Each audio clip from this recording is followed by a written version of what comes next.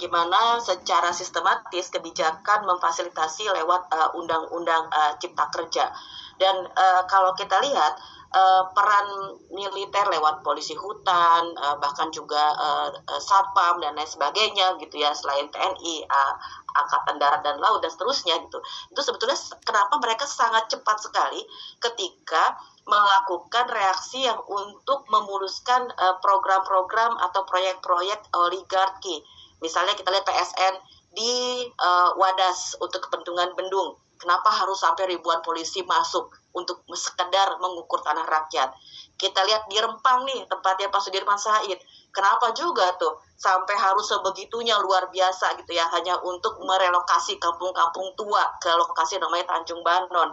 Di Peroke kita lihat untuk membuat sawah gitu ya, pakai militer, eskavator datang dibawa dari laut dan bisa banget gitu untuk bikin sawah gitu. Kok cepet sekali? Sedangkan ketika ini berhadapan dengan rakyat, kok lambat?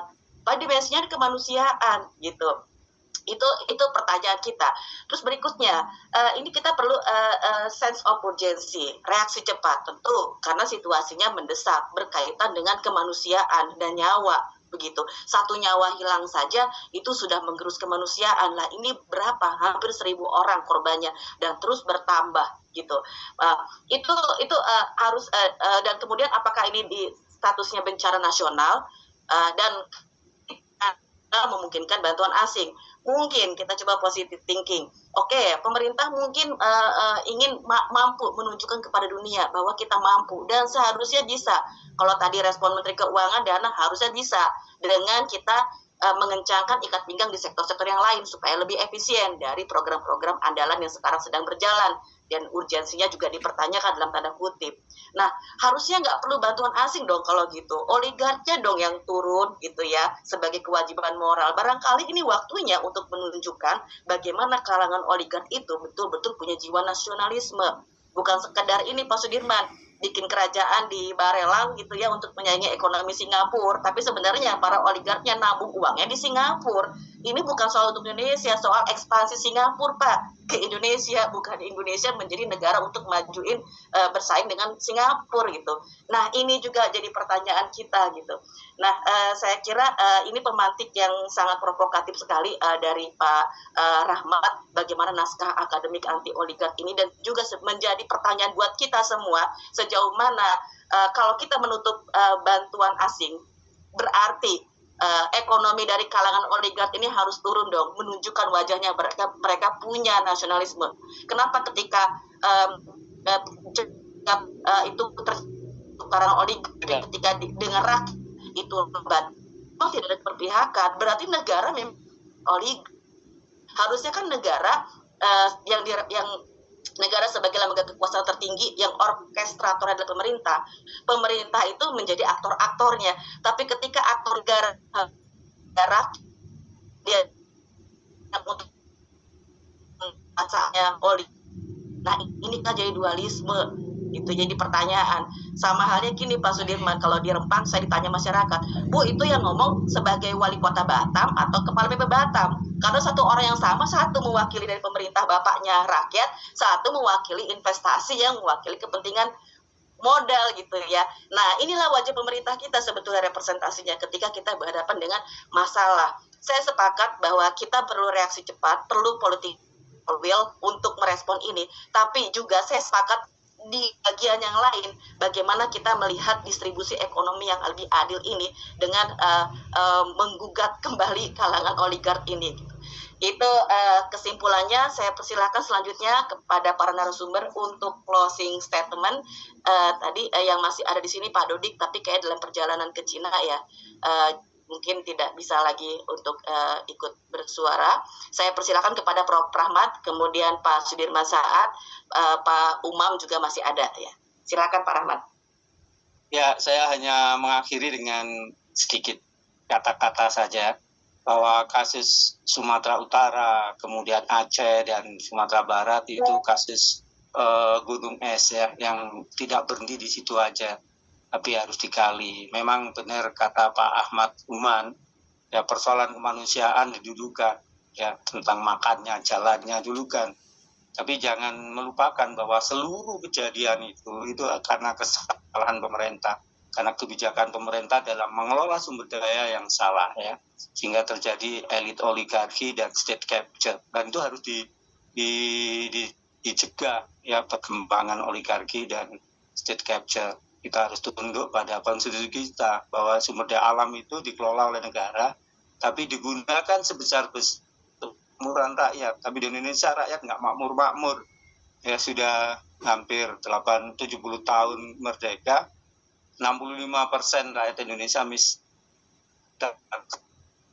apapun ada, emas, ya nikel, batu bara, energi terbarukan, ada semua. Tapi kenapa miskinnya? Karena kesalahan pemerintah dalam mengelola sumber daya. Tadi sudah disinggung oleh Bu Rina Mardiana, ketika rakyat membutuhkan alat berat tadi, gelondongan kayu masih di depan rumah rakyat kita. Tapi ketika oligarki membutuhkan, ya dari Kalimantan bisa digerakkan Papua, ratusan alat berat ya untuk kegiatan-kegiatan pemerintah ya untuk oligarki. Ya saya pikir itu aja. Jadi harus dipikirkan dua hal, menyelesaikan dengan cepat persoalan yang saat ini muncul, kemudian siapkan untuk kedepannya undang-undang anti oligarki karena mereka sudah terlalu gemuk dan melupakan rakyat. Saya pikir itu aja. Ya, terima kasih Prof. Prabas. Selanjutnya Prof. Humam, silakan.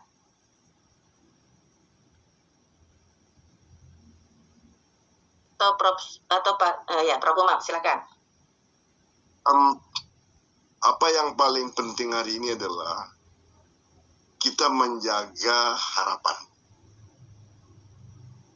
Kita menjaga optimisme dari publik yang terkena, yang terdampak. That, artinya adalah negara hadir. Bahkan ke tempat yang paling terpencil sekalipun.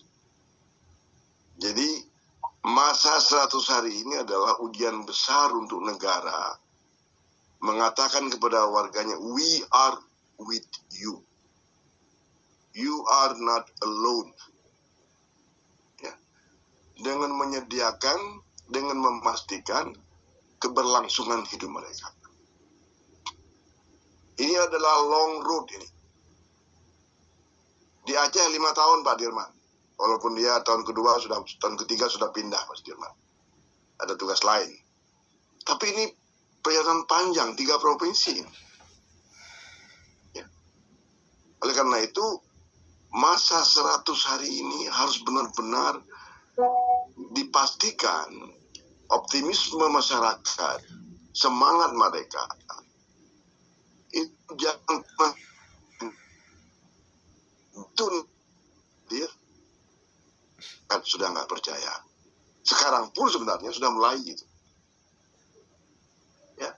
Kemudian komunikasi dengan publik yang terdampak tetap war next, tapi jangan janji kosong gitu. Jangan pernah buat statement general kita akan buat ini, kita akan buat no. Sekarang menurut saya tadi baguslah kalau Pak Menteri PMK sudah panggil teman-teman BRR. Itu dari sekarang itu harus pasti. Jangan sampai akhir tahun ini belum jelas siapa yang akan mengerjakan itu. Karena apa? Karena ini long way ini. Early recovery, rehabilitasi, rekonstruksi. Jadi ini kalau menurut saya harus jelas siapa komandannya. Gitu. Ya. Siapa leadingnya? Apakah Menteri PU, BNPB? Tidak. Atau siapa tahu mungkin nanti ada Kepres BNPB yang akan menjadi leading sektor. Yang saya khawatir bahwa adalah ini dianggap pertama persoalan daerah, yang kedua diserahkan menurut tupoksi masing-masing kementerian. Ini yang saya sangat khawatir. Ini menurut saya kita ini berada pada sebuah titik menentukan untuk mempan bangsa ini. Ya ada gitu. Aja ada teman saya, please Sudahlah, kalau bebannya terlalu berat untuk publik, lepas saja aja katanya. Memang seluruh. Ya. Tapi ini berbahaya seperti ini. Nanti bagaimana kalau Sumatera Utara? Orang Batak keras lagi ngomongnya nanti. Orang Minang sangat pandai mengolah kata. Ya. Ini kita jaga betul. Saya kira itu yang dapat saya sampaikan, Ibu Moderator. Terima kasih. Terima kasih, Prof. Uman. Ya, terakhir, tapi bukan yang paling akhir ya, Pak Sudirman Said, silakan. Terima kasih, Bu Dr. Indah.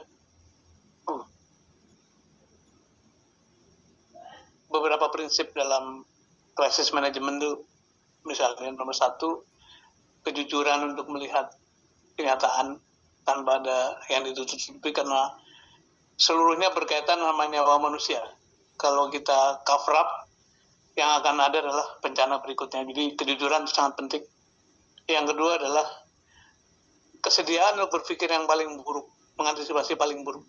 Dan hanya dengan itu kita bisa mempersiapkan langkah-langkah yang memang fundamental ke depan. Yang ketiga, harus ada ya clear siapa yang in charge, seperti tadi Prof. Umam mengatakan, siapa yang memimpin, bagaimana rantai komandonya, karena setiap saat akan ada hendakan-hendakan baru. Misalnya contoh ketika kami mengurus Prekondu, setiap pekan, setiap 2 hari, 3 hari ada saja gempa susulan dan sebagainya gitu. Ini juga katakan worse karena kita tidak berdoa yang lebih buruk, tapi misalnya Desember adalah musim hujan berat dan tadi dilogiskan kalau lumpur di mana-mana muncul, tingginya meteran, tapi kemudian hujan datang lagi itu akan juga menyulitkan. Karena itu harus ada komando yang clear dan yang terakhir adalah komunikasi terus-menerus dengan stakeholders, terutama rakyat, tentang apa-apa yang sedang dikerjakan, supaya mereka ditemani, merasa tidak sendirian. Mudah-mudahan para pengurus negara kita di berbagai level, tentu saja yang paling diutamakan di pusat, karena teman-teman di daerah berkutat dengan keluarganya yang jadi korban dan sebagainya. Jadi mudah-mudahan 5 poin ini bisa menjadi pertimbangan untuk memperbaiki krisis manajemen yang ada. Terima kasih. Saya kembalikan pada moderator. Terima kasih para narasumber yang sudah memantik dan memberi pandangan luar biasa, termasuk juga kepada para penanggap.